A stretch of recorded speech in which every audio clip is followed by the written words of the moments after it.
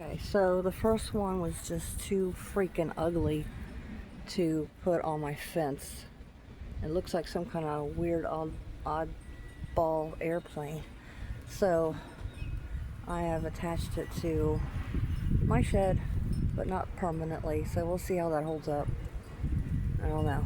I already saw something flying out of it, so maybe it'll work. I don't know. It's awful windy today. Like an airplane. And then the second one, I zip tied to my fence, and I don't think it's deep enough, but we'll see. We'll see what happens. I think if I decide to do this again, I might buy a kit or drill holes into a piece of wood. But that's how it turned out. And you know, the staples did not work, so I had to put some nails in it.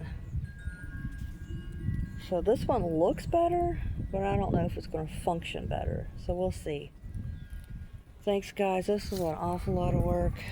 I appreciate you if you stuck around this whole time. Stay tuned for updates. Make sure you hit that subscribe button. Like, comment, share. Thanks, and happy spring.